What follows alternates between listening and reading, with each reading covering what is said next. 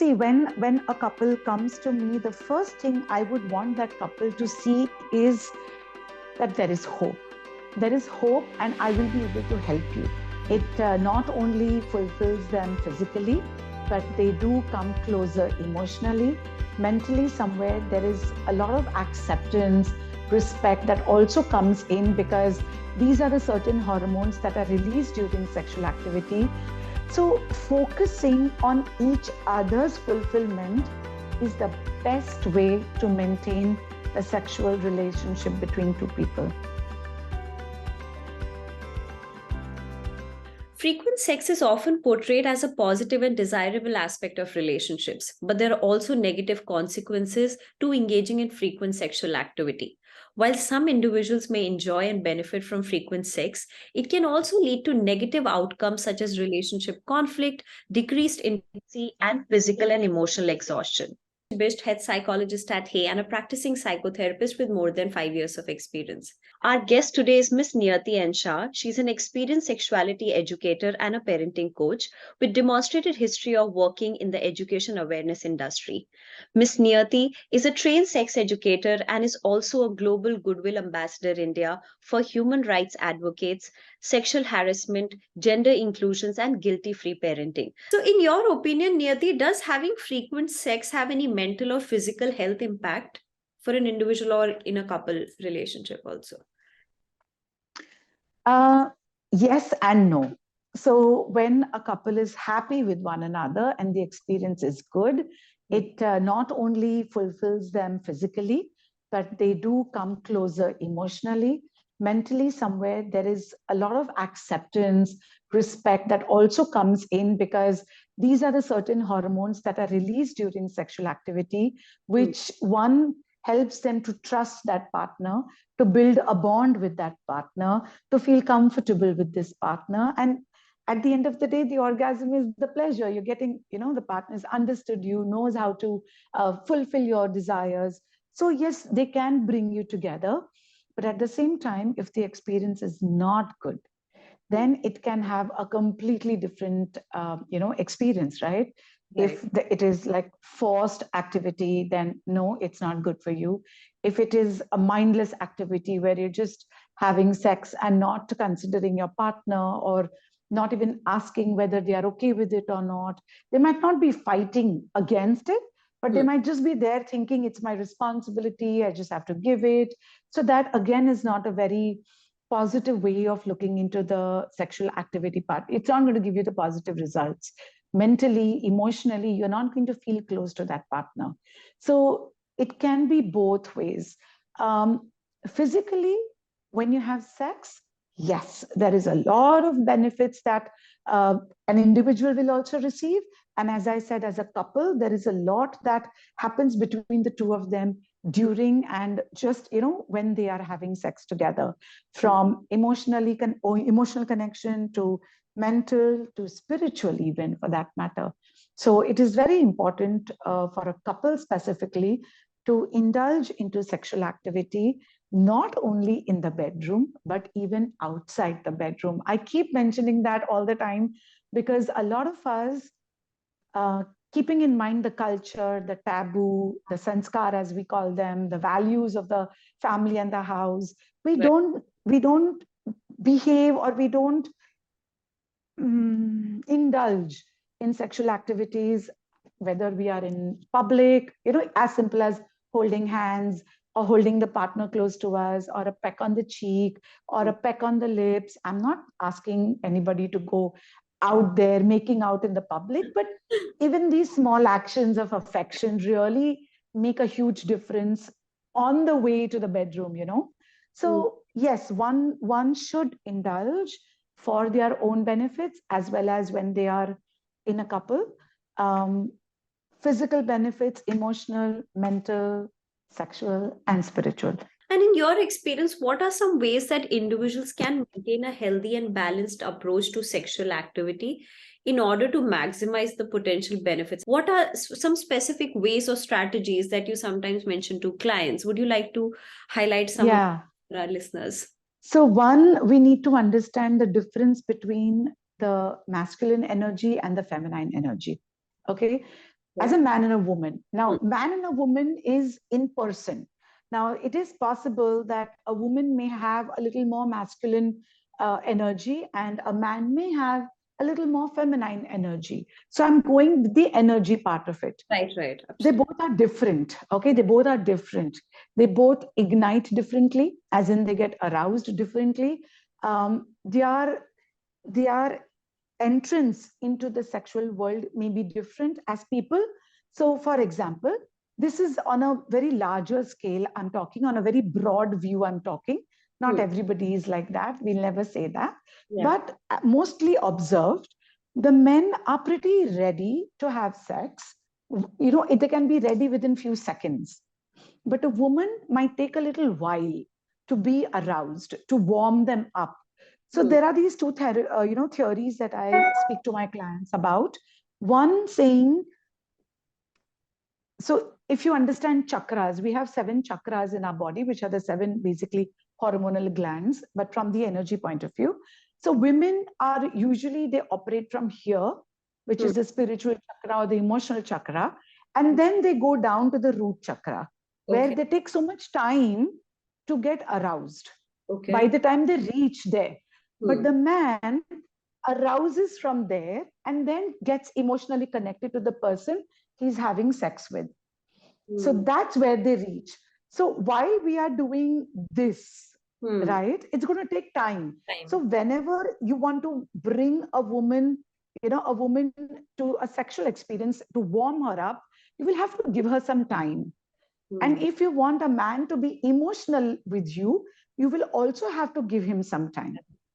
Got that? So now when one is sexual and one is emotional, what is the benefit here is understand the difference to begin with, that it's okay if he begins there. It doesn't mean he's a pervert. So accept your relationship in both ways.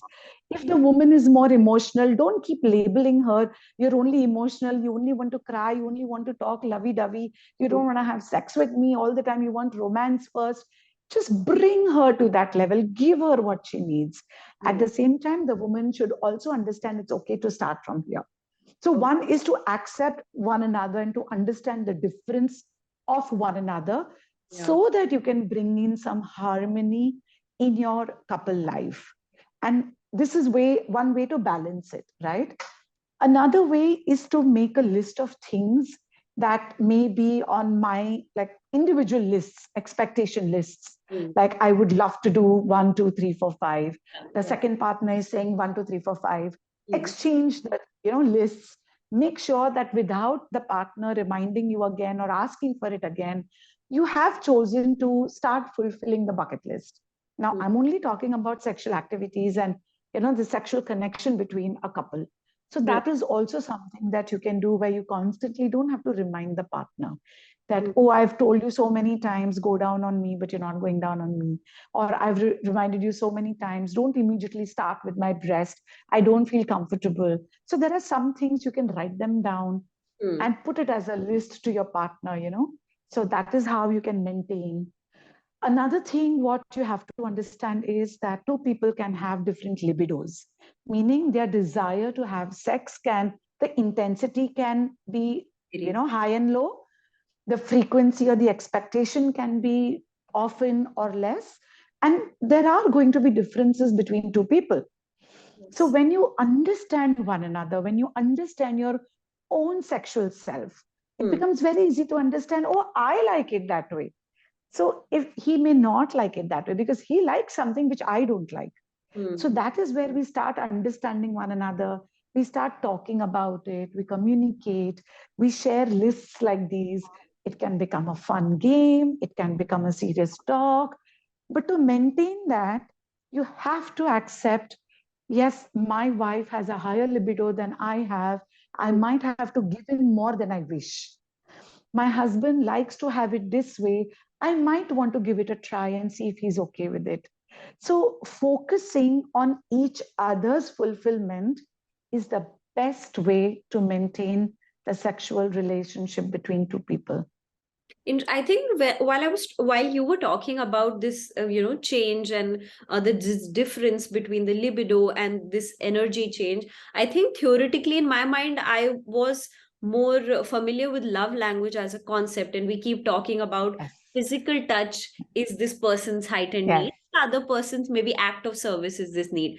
So I was trying to relate Yes. with that concept also when we work with couples, right? So, but this is interesting. So this kind of activity work that you do with clients in session also, is it, Niyati? Does this work out in session? Absolutely. They openly talk about it. Absolutely. So see, when a couple comes to me, the first thing I would want that couple to see is that there is hope. There is hope, and I will be able to help you. So definitely in our work, which we do day in, day out, when they are talking to us, the first half an hour, 45 minutes where they are pouring themselves out, we do get a small window, we do get a small insight of what's actually going on within them. All the unsaid words, or said it in a way where they only don't know what's going on, we do get a little bit of an understanding, and we want to show them that, yes, it is workable. I can at least give you some space where you will be a little more relaxed, calmer, not so overwhelmed. So we do all of these exercises to begin with, where they start understanding themselves. So love language is my first test, which I give them, because it is a base to understand that you're two different people. And that's where the acceptance starts coming in. Like, okay, I want this, but you want this. Yeah.